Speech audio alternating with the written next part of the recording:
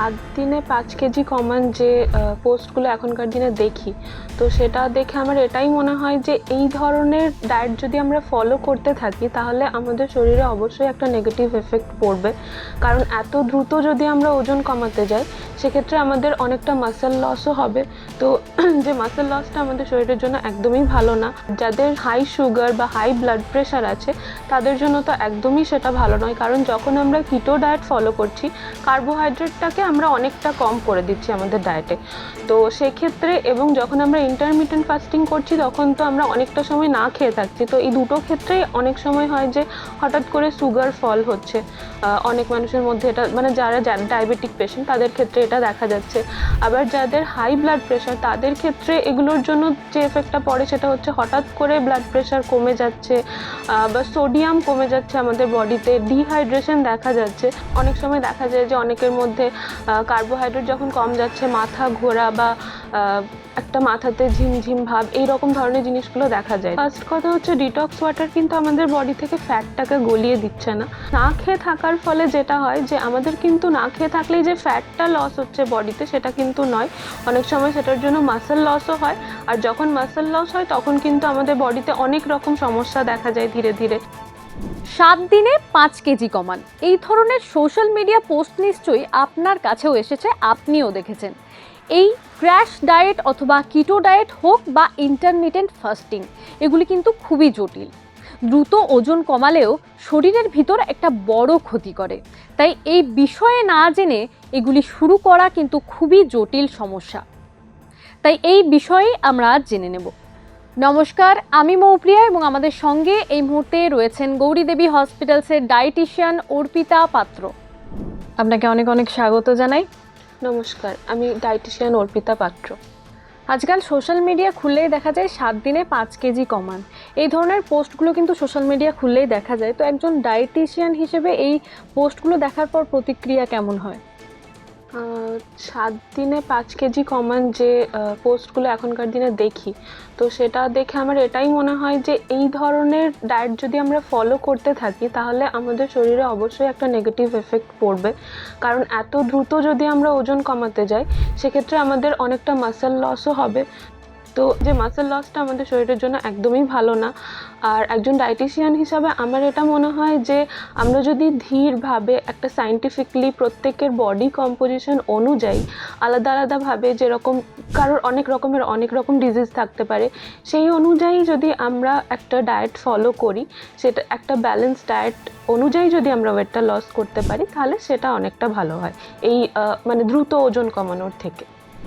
দ্রুত ওজন কমাতে গিয়ে অনেকে দেখি না খেয়েই থাকছেন, এটা কি আমাদের মেটাবলিজমের উপর প্রভাব পড়ে?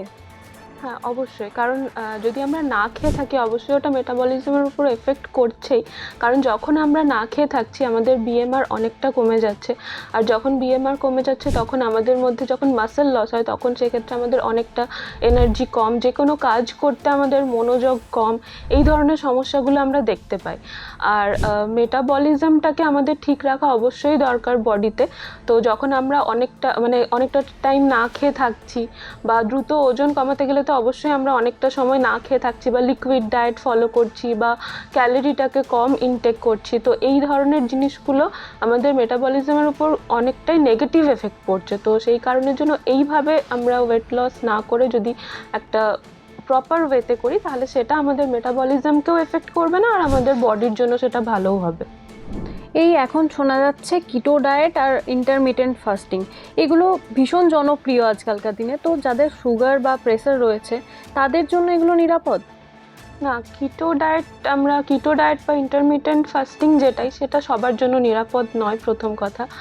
আর যাদের হাই সুগার বা হাই ব্লাড প্রেশার আছে তাদের জন্য তো একদমই সেটা ভালো নয়, কারণ যখন আমরা কিটো ডায়েট ফলো করছি কার্বোহাইড্রেটটাকে আমরা অনেকটা কম করে দিচ্ছি আমাদের ডায়েটে।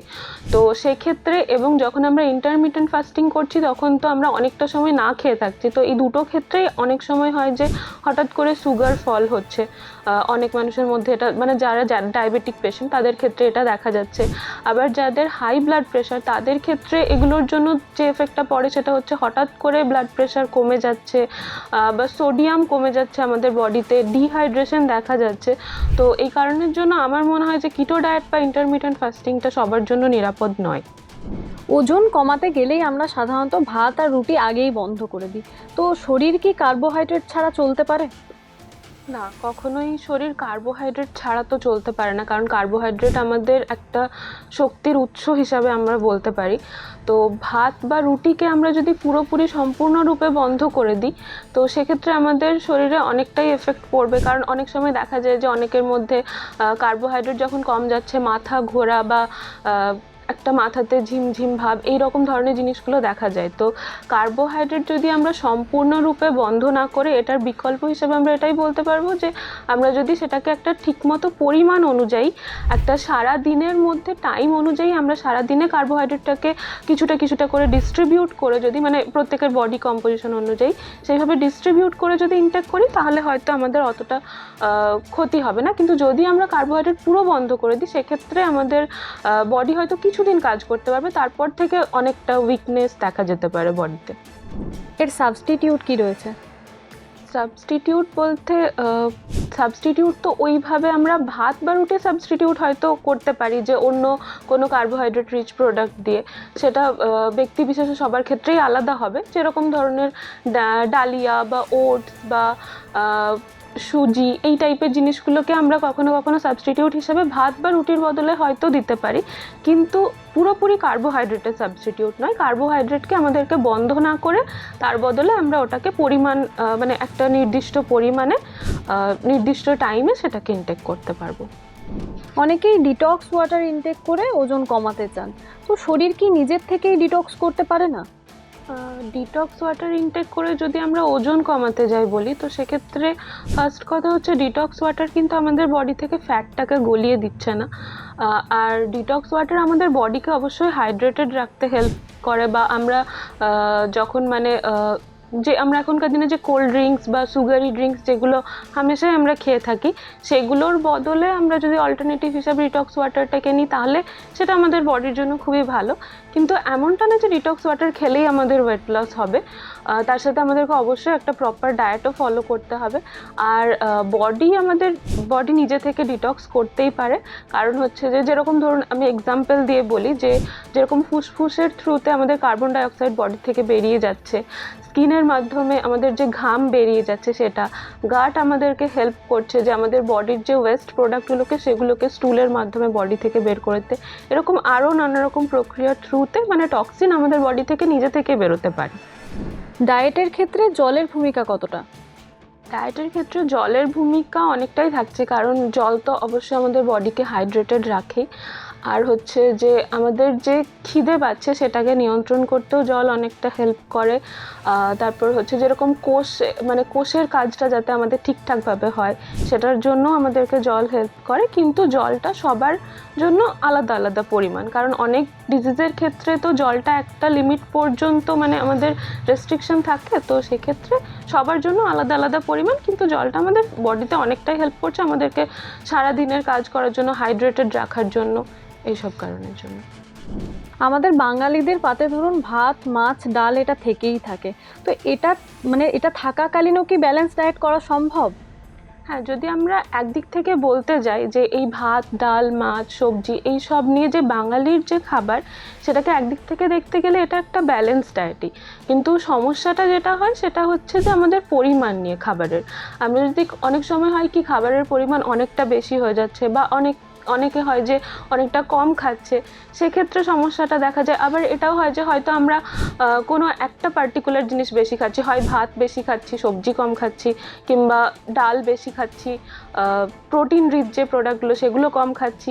এই বেশি কমের জন্য মানে কোনো না কোনো খাবার বেশি কমের জন্য আমাদের সমস্যাটা দেখা যায়। না হলে এই ভাত ডাল মাছ সবজি এগুলো দিয়েও আমরা একটা ব্যালেন্স ডায়েট ফলো করতে পারি, সেটার মানে নির্দিষ্ট অ্যামাউন্টে, যেটা যতটা আমাদের খেতে হবে সেই অ্যামাউন্টে। এই সঠিক পরিমাণটা কেমন হওয়া উচিত? সঠিক পরিমাণ বলতে আমরা যদি একটা নির্দিষ্ট পরিমাণ বলতে চাই তাহলে অ্যাভারেজলি তো নির্দিষ্ট পরিমাণটা বলা যায় না, কিন্তু ব্যক্তি বিশেষে সবার বডি কম্পোজিশন অনুযায়ী, সবার বিএমআই, হাইট, ওয়েট অনুযায়ী প্রত্যেকের আলাদা আলাদা একটা পরিমাণ থাকে। তো সেটার জন্য মানে একটা তো প্রসেস থাকে ক্যালকুলেট করে, যে আমরা যেভাবে বলবো যে এতটা এতটা খেতে হবে, সেটা ব্যক্তি বিশেষে সবার আলাদা আলাদা হয় পরিমাণটা। সারা সপ্তাহ কড়া ডায়েট করে আমরা একটা দিন, যেটাকে আমরা চিট ডে বলে থাকি, সেদিন মাংস মিষ্টি সবই খেয়ে নিই। তো এটা কি সারা সপ্তাহের পরিশ্রমটাকে নষ্ট করে দেয়? পুরো পরিশ্রমটাকে নষ্ট করবে না, যদি আমরা ওটাকে চিট ডে না, মানে চিট ডে হিসাবে না দেখে চিট মিল হিসাবে দেখি, অর্থাৎ একটা মিল বা একটা খাবারের আইটেমকে বলা হচ্ছে। তো সেক্ষেত্রে আমাদের অতটা এফেক্ট করবে না। কিন্তু যখন আমরা চিট ডের নাম করে যখন সেটা সারা দিন ধরে চলতে থাকছে, মানে সপ্তাহে একটা দিন সারা দিন চলতে থাকছে, বা সেটা 2-3 দিন ধরে কন্টিনিউ হতে থাকছে, তখনই সেটা আমাদের প্রবলেম করছে, তখনই আমাদের পরিশ্রমটাকে ওটা নষ্ট করে দিচ্ছে। যারা এখন থেকে ওজন কমানোর যাত্রা শুরু করতে চায় তাদের জন্য আপনার টিপ কী হবে? যারা এখন থেকে ওজন কমাতে চাইছে তাদের জন্য ফার্স্ট কথা হচ্ছে যে ওজন কমানো কিন্তু একদমই না খেয়ে থাকা নয়। প্রথমত আমাদেরকে এটা মাথায় রাখতে হবে। আর হচ্ছে যে আমাদেরকে পরিমাণ মতো নিউট্রিশিয়াস ফুড ব্যালেন্স করে সারা দিনের মধ্যে খেতে হবে। তারপরে হচ্ছে যখন এই যে ধরনের কথাগুলো আমরা শুনি যে দ্রুত ওজন কমছে, সেই দ্রুত ওজন কমানোর চেষ্টা আমাদের একদমই করা উচিত নয়। আর একটা জিনিস না খেয়ে থাকার ফলে যেটা হয় যে আমাদের কিন্তু না খেয়ে থাকলেই যে ফ্যাটটা লস হচ্ছে বডিতে, সেটা কিন্তু নয়। অনেক সময় সেটার জন্য মাসেল লসও হয়। আর যখন মাসেল লস হয় তখন কিন্তু আমাদের বডিতে অনেক রকম সমস্যা দেখা যায় ধীরে ধীরে। যেরকম প্রথমেই আমরা সেটা বুঝতে পারি যে আমরা অনেকটা উইক ফিল করি। তো সেই কারণের জন্য আমাদেরকে একটা প্রপার ওয়েতে ব্যালেন্স করে ওয়েট লস করাটা উচিত।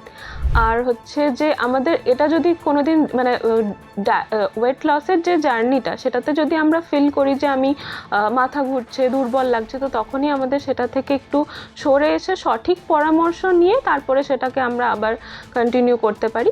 এটা আমাদের অবশ্যই মাথায় রাখতে হবে যে প্রত্যেকজনের মানে ব্যক্তি বিশেষে বডি কম্পোজিশন অনুযায়ী, প্রত্যেকের ডিজিজ বা রোগ অনুযায়ী সবার ওয়েট লসের ডায়েট বা যে কোনো রকমেরই ডায়েট প্ল্যান, সেটা অবশ্যই সবার আলাদা আলাদা হয় প্রত্যেকটা মানুষের। তো সেক্ষেত্রে আমাদেরকে সঠিক পরামর্শ নিয়ে সঠিকভাবে সেই ডায়েট প্ল্যানটা ফলো করলে তবেই আমরা সেটা থেকে একটা উপকার পাবো। অনেক অনেক ধন্যবাদ। ধন্যবাদ। আপনারা শুনলেন আমাদের বিশেষজ্ঞ ঠিক কি বললেন, ডায়েট কখন করা জরুরি, কিভাবে ডায়েট করা জরুরি, কতটা পরিমাণ খাওয়া দরকার, সব কিছুই কিন্তু উনি আমাদের জানালেন। এই বিষয়ে যদি আপনাদের আরও কিছু জানার থাকে তাহলে আমাদের ইউটিউব চ্যানেল রয়েছে, সেখানে কমেন্ট করতে পারেন। সুস্থ থাকুন, সচেতন থাকুন। ধন্যবাদ।